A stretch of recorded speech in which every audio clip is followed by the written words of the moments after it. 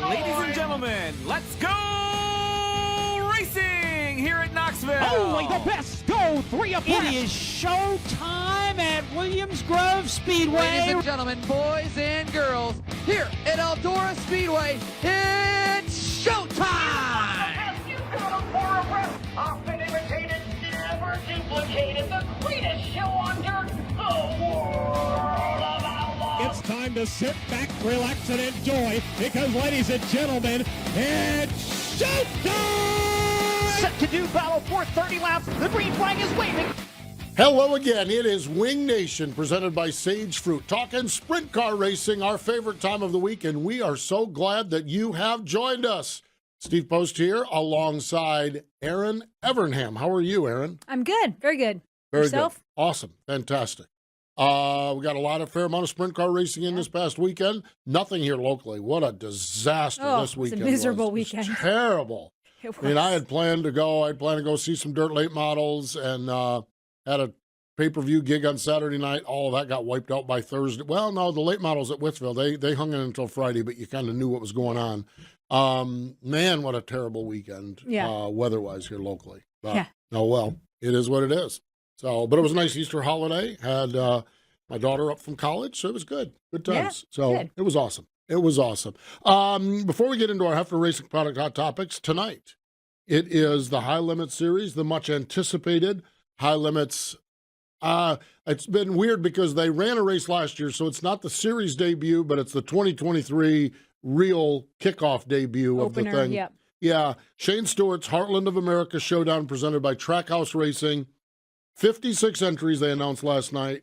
What a field of cars. 56 strong entries. $50,000 to win. It's going to be a good night, that's for sure. Our friends at Flow Racing have it. It's going to be fun to watch, see what happens. Yes, it will. And we're going to talk to one of the drivers that's ready to go. Rico Abreu is one of our guests here tonight. So we're going to do that. We're also going to talk to Barry Marlow. Barry is the operator of the Great Lake Super Sprints, the NRA, the Great Lake Traditional Sprints, the Great Lake Lightning Sprints. He is overseeing I-96 Speedway, and he also does ice racing. There's a lot on the ground to talk to Barry. Got to meet Barry and his group up at PRI. So once we got close to the season, we're good to have Barry Marlow on as well. So lots going on, that's for sure. And let's get right into it. Our Hefner Racing Product Hot Topics. Big wins last weekend.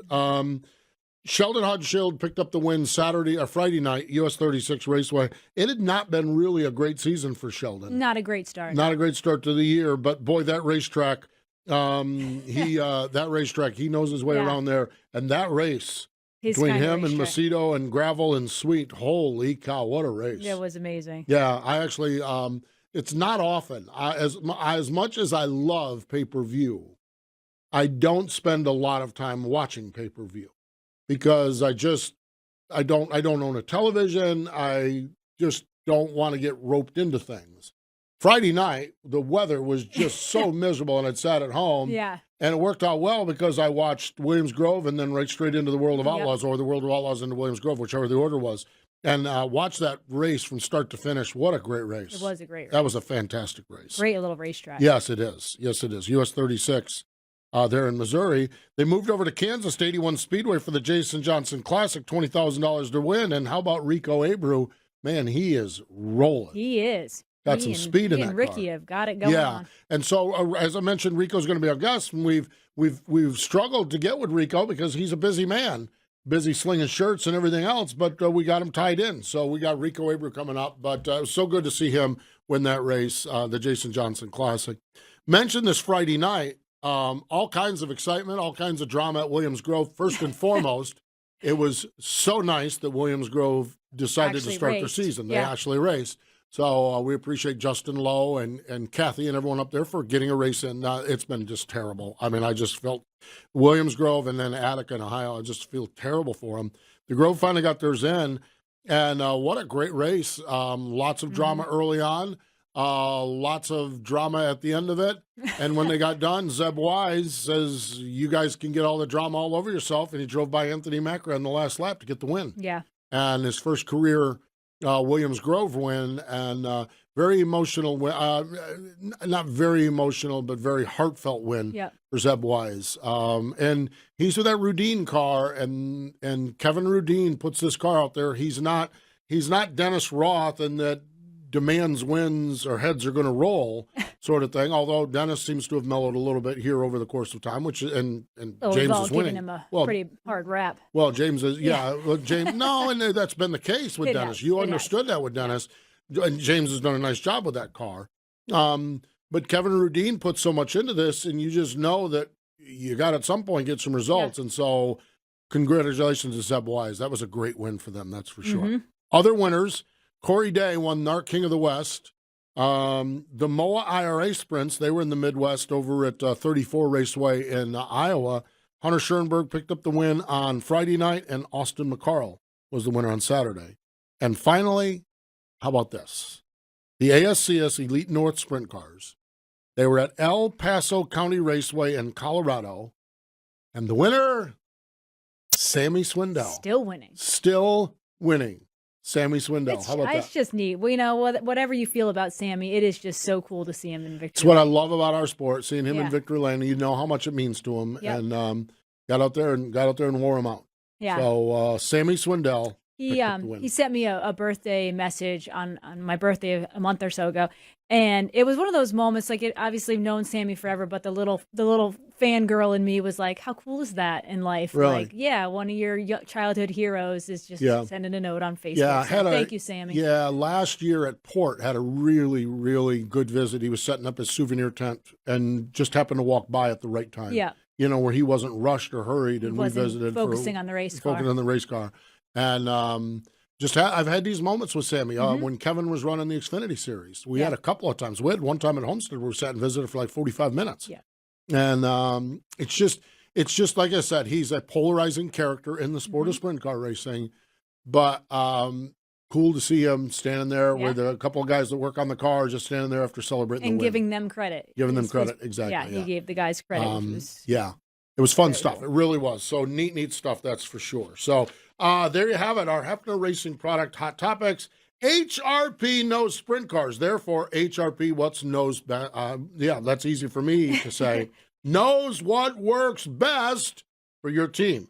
They have all of the trailer and shock accessories, and no other accessory can match the quality, performance, and design. Top trailer manufacturers use HRP trailer accessories to outfit their stock and custom-built units. Yep, and they're always adding new cordless tool charging stations that are sleek in design, hold 2 cordless drills, impacts or flashlights, and battery chargers. They keep clutter from your workbench, and the roster includes something for every racer, team, trailer, and shop. So don't settle for anything less than Sprint Car Racing's #1 accessories manufacturer.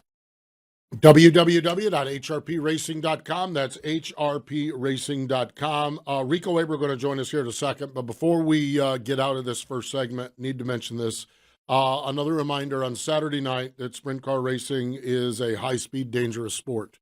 Lawrenceburg, Indiana, USAC racer, 27-year-old Justin Owen was the 2022 Lawrenceburg track champion, died from injuries in a qualifying crash up there at Lawrenceburg. On an up note on this that I was just reading about here in the last few moments, he was an organ donor, and there are, I believe, 80 people that will benefit from his organs. So a little bit of sun ray out of a moment that's got to be just terrible for everyone involved. So here from Wing Nation, we send our condolences to the Owen family, to everyone at USAC. We also think about those officials that were on site. That can't be a bad scene. And honestly, the entire sprint car community, our thoughts and prayers and condolences are with all. We'll be back here in just a moment.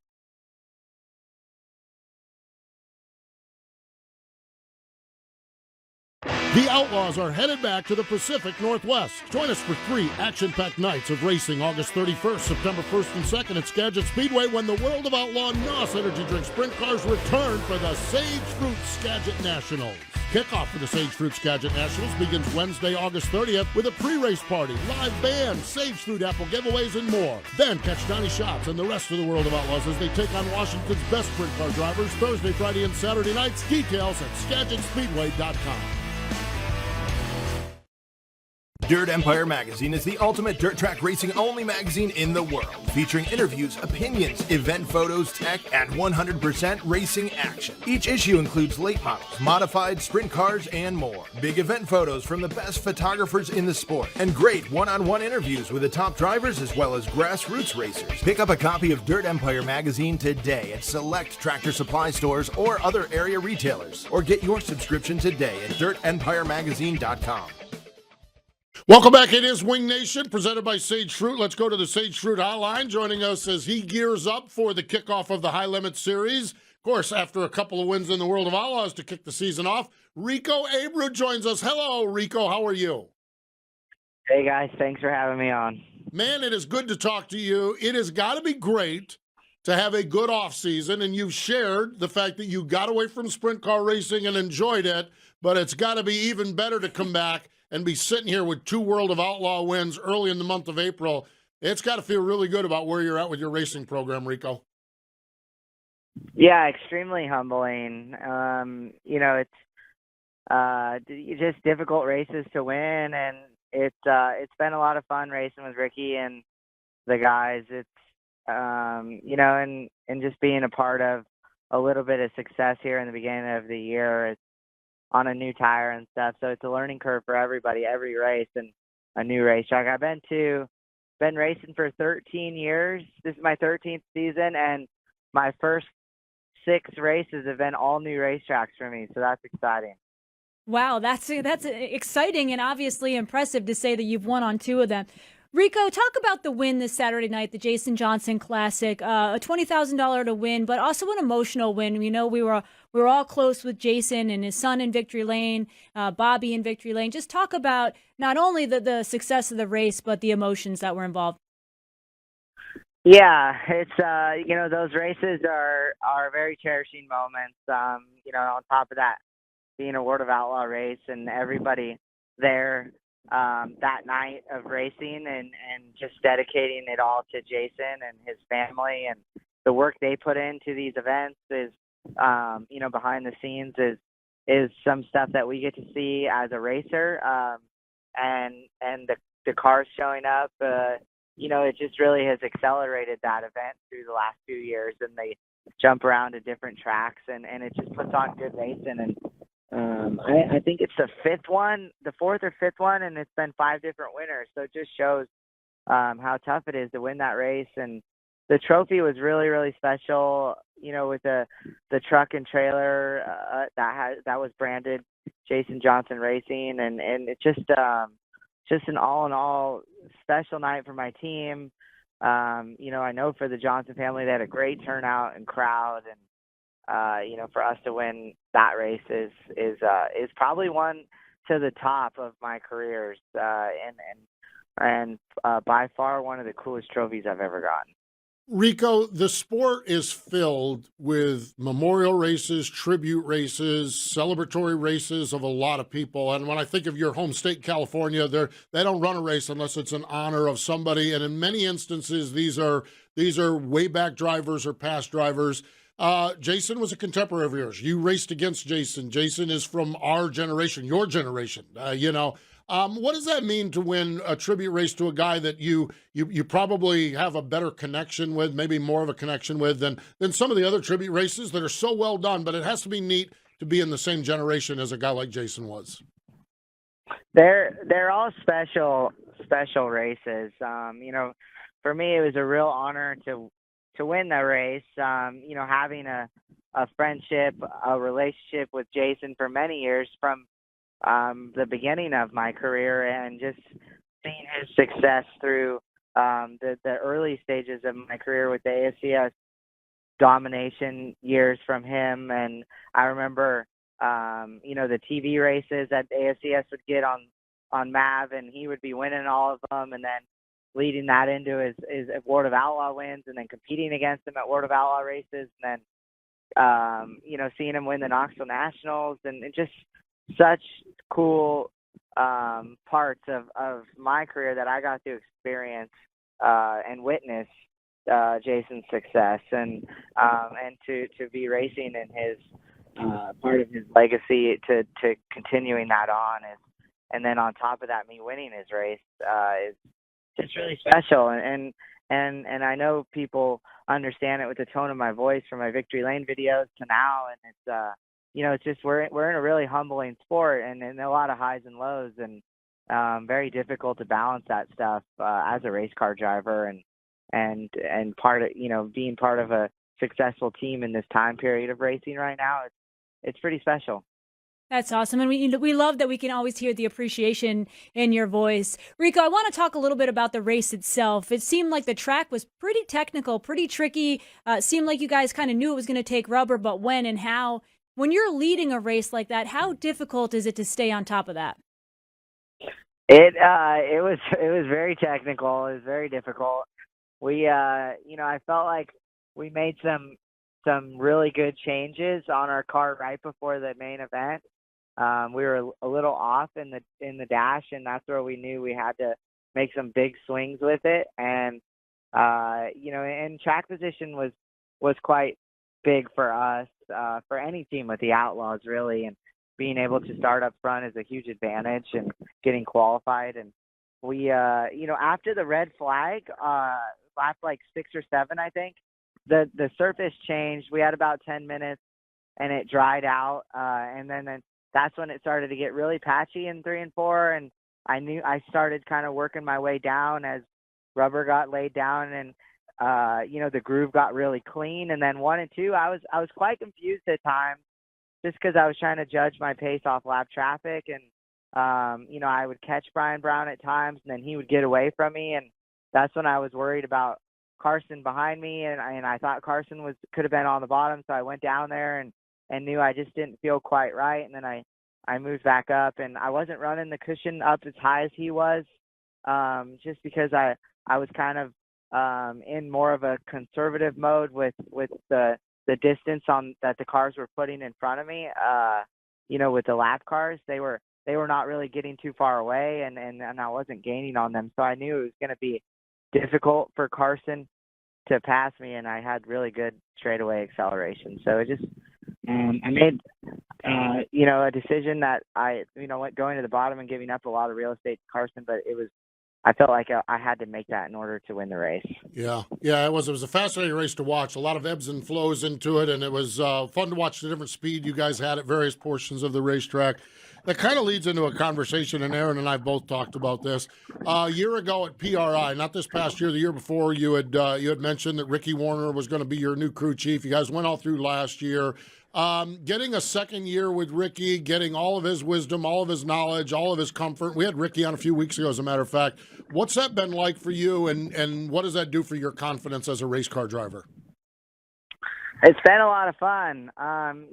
He's opened up a whole different perspective for me, and I feel like he really believes in my ability as a race car driver, which can be very difficult to find in the racing, world when it comes to drivers, and change a lot. And I've had a lot of change with crew chiefs and stuff through my team, my organization, and crew guys, and which it can be a bad thing and it can be a good thing at times, and just a learning curve for myself and adapting to different people.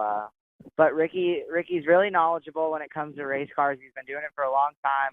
He's not afraid to fail, because I feel like you learn more when you fail, and that's where we find success in our team. And we got a year under our belt last year, and I felt like we started to get really consistent. We just needed to work through a few things through the team internally, and then right now I just feel like everything's honestly just flowing really good. And you kind of just ride the wave, because it could all change, tonight, and we could get off on a different pattern of setups and qualifying, and we could change everything, and that's when you start searching again. So, we just kind of ride the wave right now with the speed we have, and it all comes down to time trials at the end of the day and putting yourself in good position, and that's where you do that consistently, you'll lead into some race wins. Rico, you mentioned that you had been to a lot of new racetracks this year. I'm curious how many of those were new for Ricky, and how important is that? You just talked about it a little bit, but that confidence of knowing Ricky's working on your car, and how important qualifying is, and how few hot laps you get to just know when you get in the car, you're going to have something pretty good underneath you. I feel like Ricky's been to every racetrack in the world when it comes to dirt racing. That's what I figured. He's got his notes that go way back. But for me, I think it's a lot of confidence coming into new racetracks with with an experienced crew chief, where I can have that trust to that my car is going to be stuck and not feel like ice when I run it into the corner really aggressively. So that goes a long ways. And when we unload at the track to our first lap of hot laps, to have that confidence to run, really aggressive around there the first few laps, and that kind of sets the tone of the night. If you don't feel comfortable, then you start searching, and it changes everything. Speaking of new racetracks, you are at a new racetrack. As we chat with you, you're getting your first look. Well, a new racetrack for you. Ricky's been there before. You're getting your first look at Lakeside Speedway, home of tonight's Shane Stewart's American Heartland Classic, presented by Trackhouse Racing. What do you see there at Lakeside? What's your thoughts as you rolled into that new racetrack here a little bit ago? They've done a really good job with this facility. The track looks amazing. It looks wide. Definitely going to be 2 lanes. All the videos I've watched it's always racy. So I'm excited. It's got a wall all the way around it, and I seem to do good at tracks like that. Just I feel of a depth perception aspect of racing, and I'm excited. This place looks really cool.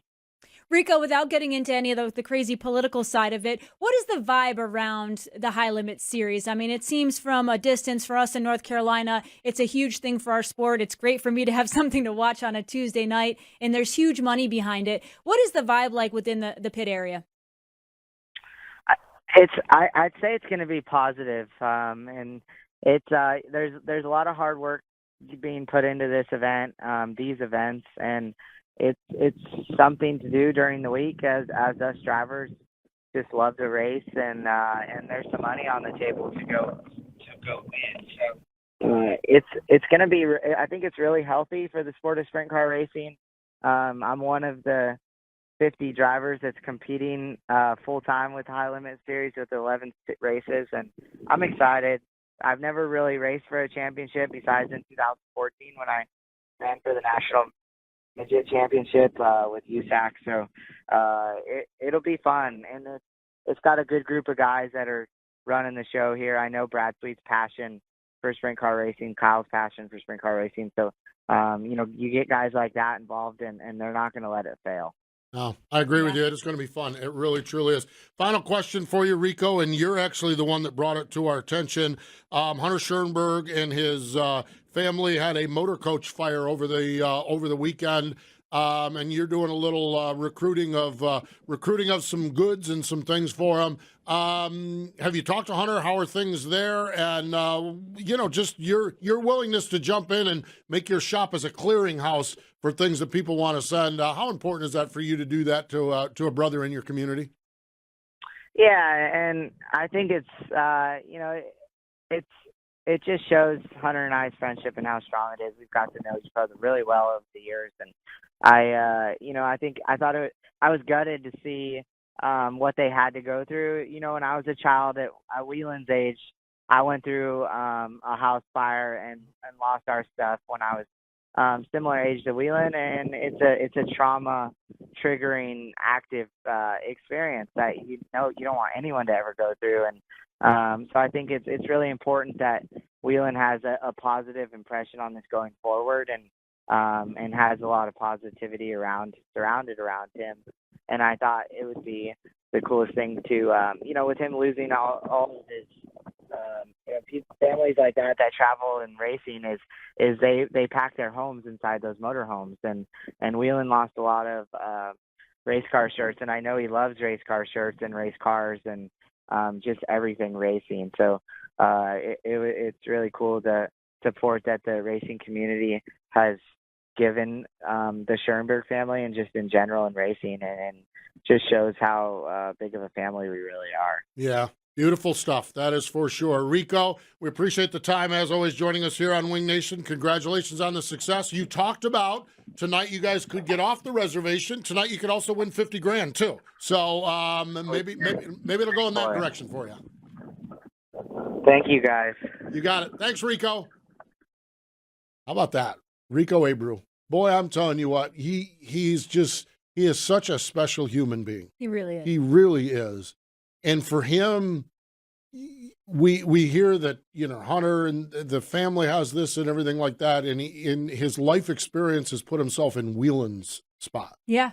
And it's like, whoa, you understand. And he's posted, hey, Whelan needs some shirts and stuff like that. He posted it. But then when Rico talks about it and says, I went through it and realized that you just don't realize that your whole world, if you're Whelan, your whole world, And the trauma. trauma of it. And yet there's going to be a big old care package from Uncle Rico and the sprint car community. Rico's coordinating it, but it's the sprint car community. I appreciate how he's always thinking of others. Yeah, thinking of others and that perspective of thinking, back. And it's like, well, Hunter and Jen, how are they and everything? And yet his focus is on Whelan. I love that he's thinking of others, but I love that there's sometimes a little twist with Rico of perspective. It is just a beautiful thing. Mm-hmm. Really, truly is. So great stuff from Rico Abreu. And yes, he very well, if he were to win that $50,000, there would be zero shock in anybody the way that car is, the way he is. Yeah, and on that type of racetrack. Yeah, on that kind of racetrack. It's going to be good. All right, speaking of good, okay, I can't wait for this one. We are going to take a break. When we come back, Barry Marlow from the Great Lakes Super Sprints. He's going to join us to talk about, I don't know what we're going to talk about because he's got about 8 zillion projects. We'll try to whittle it down here into a 10 or 15-minute conversation. Stay with us. Barry Marlow joins us next. The Outlaws are headed back to the Pacific Northwest. Join us for 3 action-packed nights of racing August 31st, September 1st and 2nd at Skagit Speedway when the World of Outlaw NOS Energy Drink Sprint Cars return for the Sage Fruit Skagit Nationals.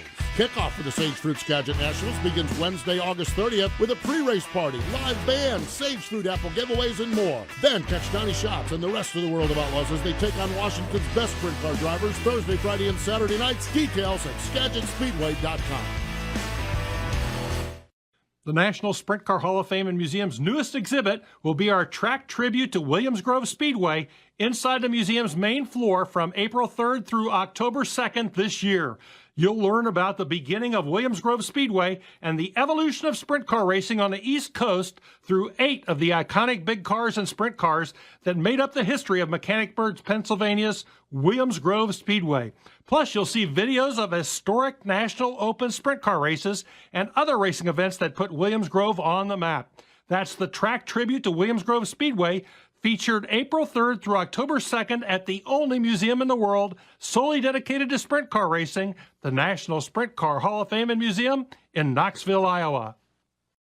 So I was at PRI last year, and a couple of guys came up to me, and we had a wonderful, wonderful visit. And the thing of it is I'm like, my gosh, there's a guy, this Barry Marlow guy with the Great Lakes Super Sprints. Man, he's busy. Great Lakes Super Sprints, Great Lake Traditional Sprints, Great Lake Lightning Sprints. They ice race. Then I find out he's taken over I-96 Speedway, and also he's inherited the NRA tour. And I'm like, my God, if we can carve out 10 or 15 minutes in his busy schedule, let's talk to this guy. And he joins us on the Sage Fruit Hotline. Hello, Barry. How are you? I'm great. How are you guys? We are doing well. I don't even know where to begin, quite honestly. I'm going to begin with the biggest reason. There's other things we want to talk. Ice racing. We want to talk Great Lakes Super Sprints. We want to talk about NRA. I'm going to begin because you are also in the track rescue process with I-96 Speedway. Why would a guy as busy as you jump in and take over management of a racetrack? Well, when you have a track like I-96 that has the history and is a great sprint car track, and you own 4 sprint car series, how can I not step in and do something? So it was kind of a no-brainer. I just kind of opened my mouth before I really thought about it. But, 60% of my races, we race 6 times a year there with each group. And I hate to leave that kind of a hole in the center of Michigan. No doubt. So that's why. Yeah. Barry, when you think about I-96 and the rich history it has, I don't know the backstory behind all this, but how do we get in a position? I mean, I know our sport is up and down in real estate and a lot of things happen, but you mentioned it. It has such a rich history. The Outlaws have been there. There's a lot of great series that run at I-96. Talk about, it seems to me from a distance that the sport of sprint car racing is pretty healthy in Michigan, but yet we see sometimes tracks getting in these positions.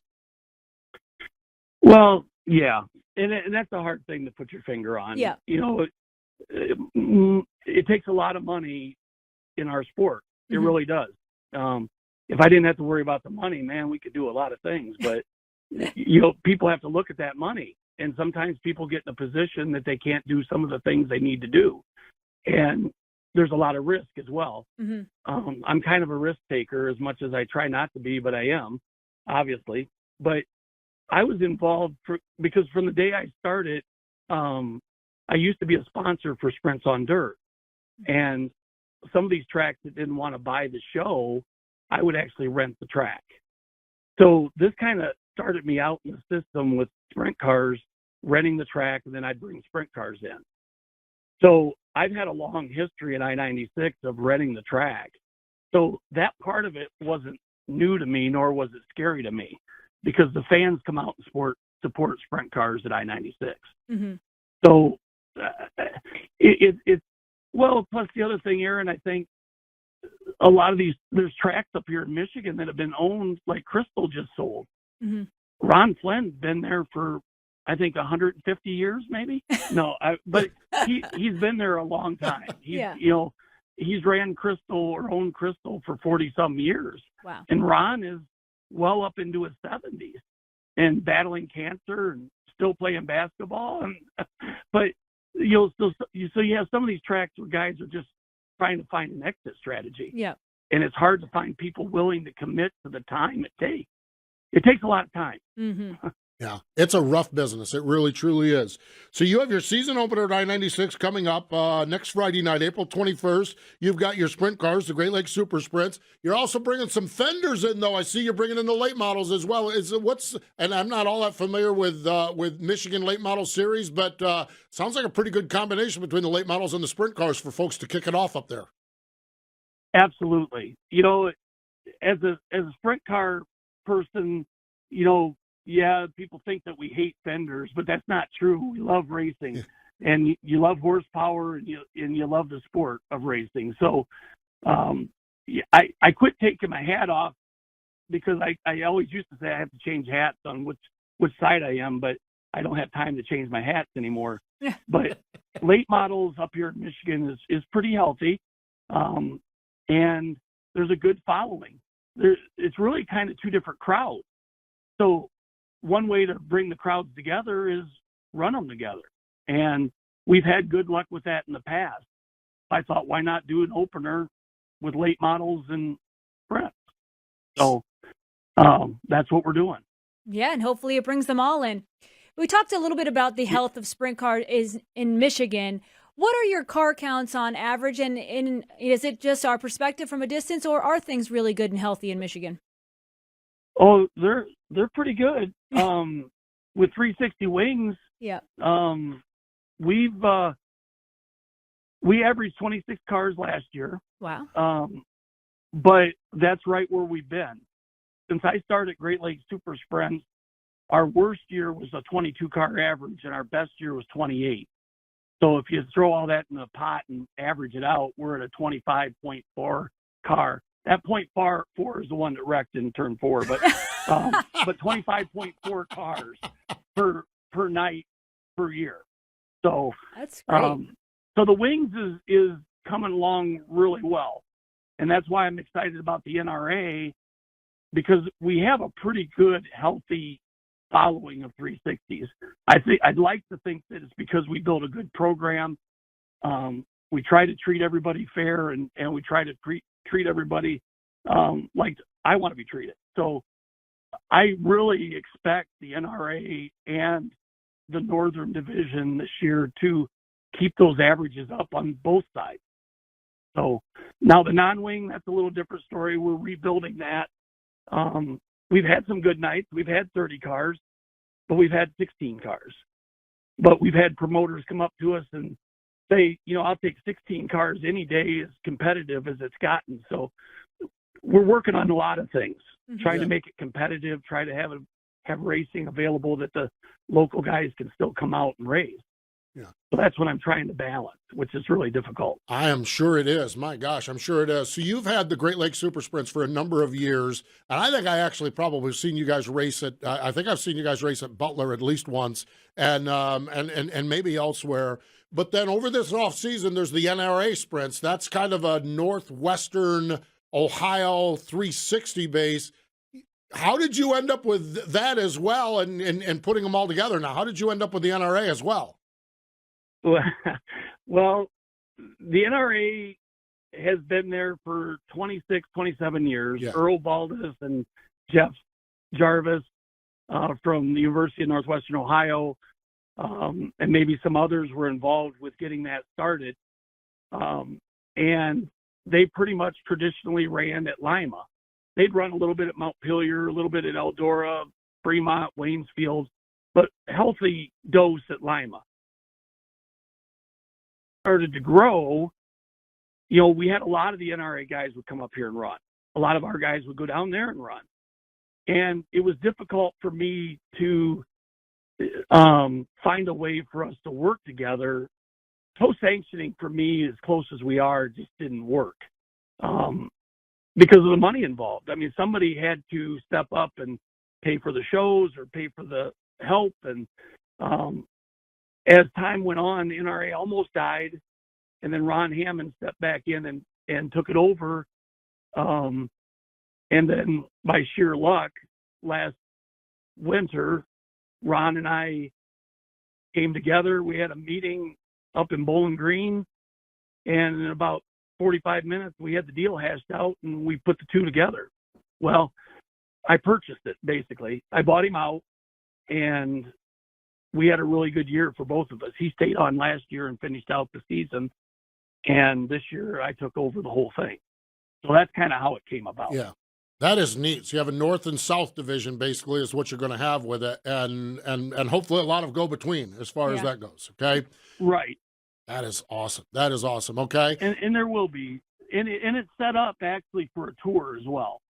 Okay. Ah. So yeah. So that is cool. And that now you got rained out. You got rained out this past week, but you're kicking all of that off at Waynesfield this Saturday night, correct?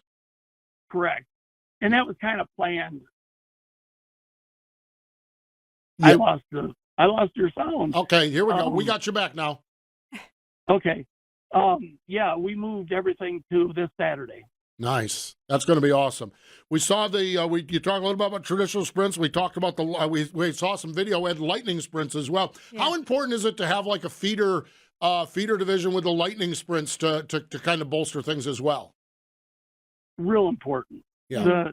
When I started looking at where our guys were coming from Great Lakes Super Sprints and gals and our girls, lightning sprints seemed to be a really good class. I never had to worry about people coming from lightning sprints and jumping in a 360 and spinning out. They knew how to control the car. Really, all they had to do was get used to the power, the extra horsepower. The power to weight ratio, I was told, was very similar. And we have a lot of back and forth. We actually have people that run both classes. They'll run wings and non-wings, or they'll run lightning sprints and wings. And it's really turning in to be a good thing. It's a good stepping stone for the guys to have someplace to go. And then it's also a good place to come back to. We have guys that ran 410s and 360s that come back to lightning sprints because they don't want to chase sponsors anymore. It's less expensive, and they can afford to run that out of their pocket and have a great machine and still go out and have fun and go to the track. So it's really kind of a nice thing. I like vertical integration. Yeah, you got a little bit of done for us. You got something for everyone, including your ice racing. Yeah. I'm excited to hear a little bit more about this ice Well, the first thing with me is don't tell me I can't do something. And back about 4 years ago, Les Hanna, who is the gentleman you talked to, Steve, at PRI, he showed me some video or sent me some pictures, and he says, we ought to do that in Michigan. And I said, well, I'd love to. I've seen the video, but I said, I really don't know where to start. And he put me in touch with Nick Barry out in New Hampshire. And we started talking, and he kind of talked me into it, but he taught me through it on how we would get going, and which was really difficult because they've been doing it in New Hampshire and New England for 40 years. They've been running sprint cars out there, but they're not Frankensteins. They're morphs, is what they are. I mean, they have to have a starter, they have to have a windshield, they have to have windshield wipers. And I knew that wasn't really going to fly out here because nobody had cars sitting around their shed ready to go out and race on ice like that. So I needed to be able to take a dirt car, which we have lots of, and put those on the ice. Well, I was told we couldn't do that. Oh. And I said, why can't we do that? They said, well, you're going to blow up the motors. You're going to burn up the motors.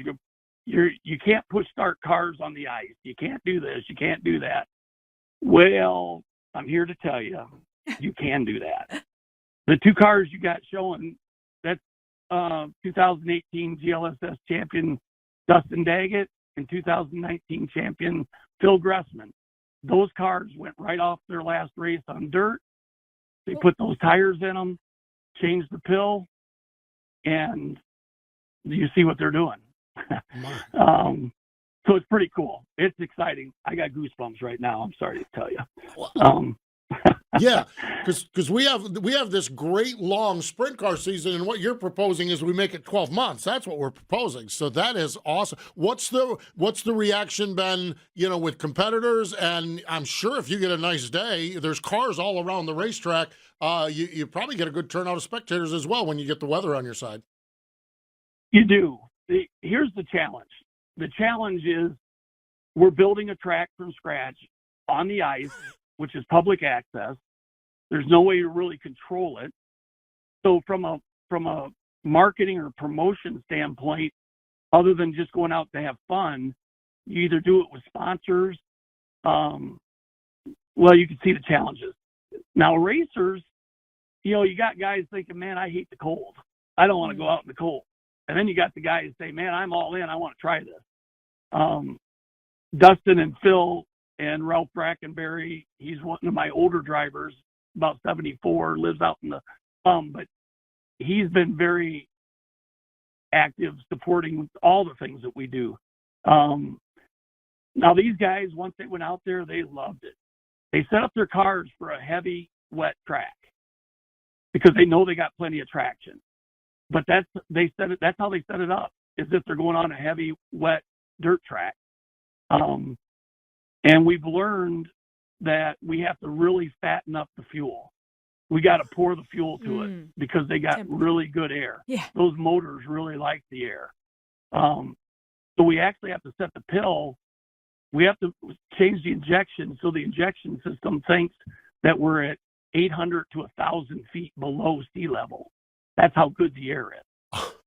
And we have not had one problem with any of those motors.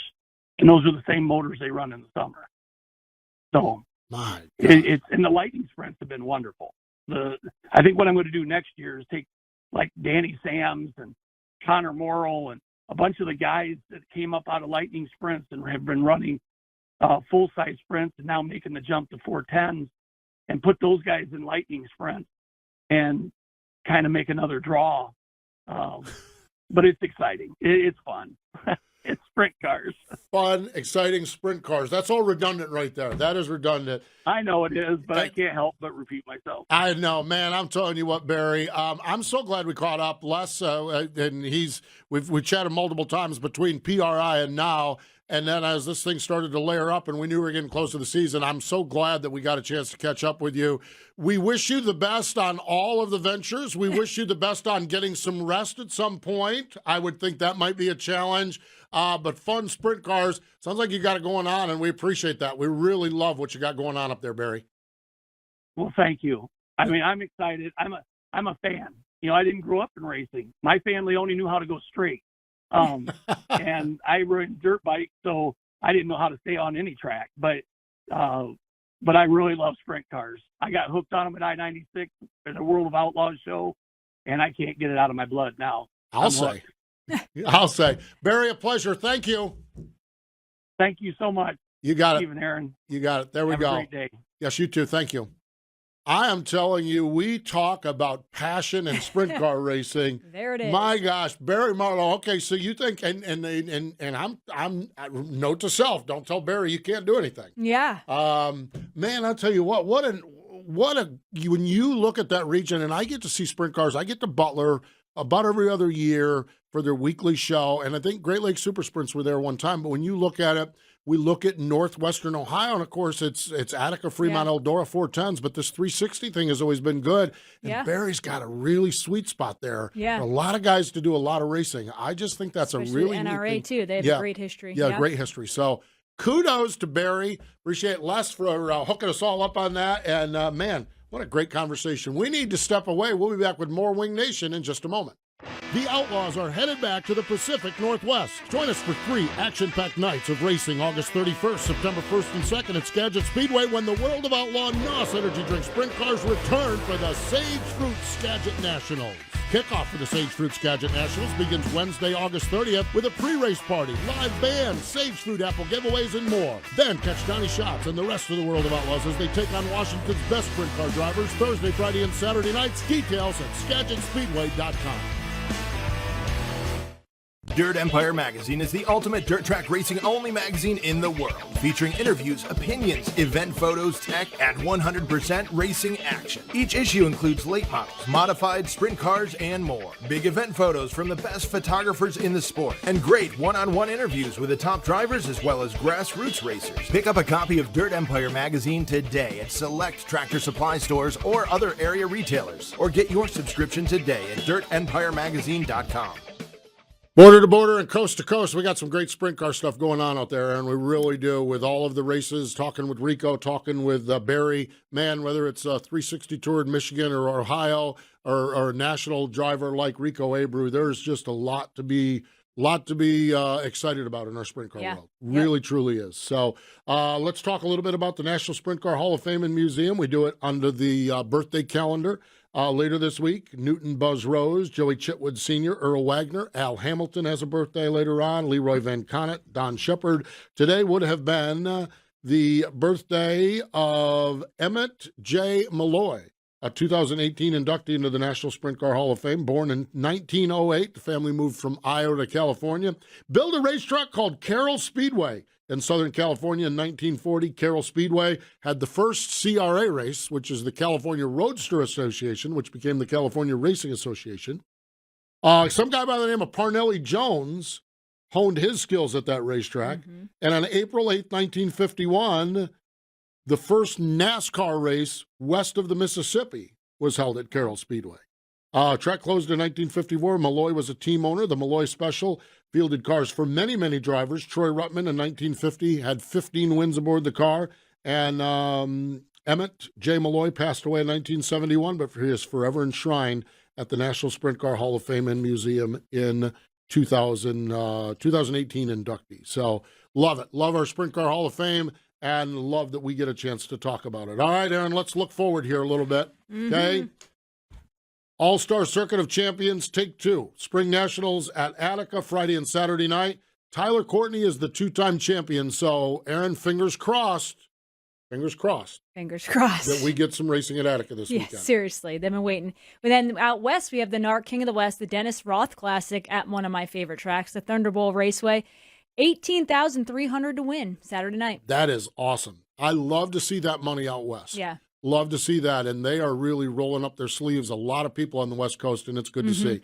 World of Outlaw NOS Energy Drink Sprint Cars, 2 nights at Federated Auto Parts I-55 Speedway. I wonder if Schrader's going to have a cooler of beer out. No. Never. No. And they're joined by the Extreme Midget Series as well. So the World of Outlaws, they're up and rolling now. They're no longer in the conversation about weather and everything like that. Yeah. They're rolling now. So they're going to keep it going this weekend. And you know that racing is really getting going when the Knoxville Raceway has their opener, their 70th annual Pella Motors Craig Ford season opener. And that's when we know we're in the thick of things. Okay, so Tony Bachhoven, I know you're watching. Tony, time to get those vocal cords tuned up. Time to get going. So it is going to be awesome. Knoxville Raceway this weekend. So, and lots of sprint car racing. So if you have a sprint car track in your area, make sure you check them out and get out and support all your local racetracks as well. So lots of fun stuff across the board. But yeah, Knoxville up and running is good. All is right in the world. All is right in the world. All right. You can follow us on our social channels, Twitter and Facebook. We have a Facebook page and a Facebook group. Our YouTube page as well. You can get all of our gear at shopwingnation.com if you're out at Lakeside. Justin Peck has it out there at Lakeside Speedway today. So if you're going out the track, go get yourself some Wing Nation gear, see Sky there. And wherever Justin Peck goes, and Lord knows where Justin Peck's going to go because it's confirmed he is not a committed all-star. Yeah. He is a committed, well, he's not a committed World of Outlaw. He is a committed outlaw wherever he goes. Outlaw. I love that. So Justin Peck. So wherever they go, you can get your Wing Nation gear as well. Coming up on our Wing Nation program presented by Sage Fruit on Rev TV, on Wednesday night and on Friday, our special guest, Ashley, and my special guest, Erin Evernham. We had a roundtable show, so it was a lot of fun. Good getting the band back together. We do it all the time. We do it via text, and when we get together at the real life, but it was fun doing it, that's for sure. So great stuff. And great stuff today talking to Barry Marlow and Rico Abreu. I am telling you, the sprint car world is in good hands with guys like Barry and Rico around. Yep. Really are. And we're just fortunate that we get to talk about it. That's for sure. So, hey, I want to ask you to do something else too. Okay? Wing Nation, this is a podcast. This is a YouTube show. This is a Facebook Live show. Do us all a solid and share this. However you're watching, however you're listening, share it. I mean, we're rolling along. Everything is good. Everything's great. But that's how all the cool kids do it these days. They share podcasts, and they share this, and they share that. So if you like what we're doing on Wing Nation, share it. Don't be afraid to mention us out there. And we do appreciate that. We really, truly do. We are fortunate that I just sit down sometimes and think, I can't believe we get to talk to these people all the time. Yeah. And we're so fortunate. And share it. Maybe someone else will like the conversation as well. So she is Erin Evernham. I am Steve Post. We really appreciate you joining us here this week on Wing Nation, presented by Sage Fruit.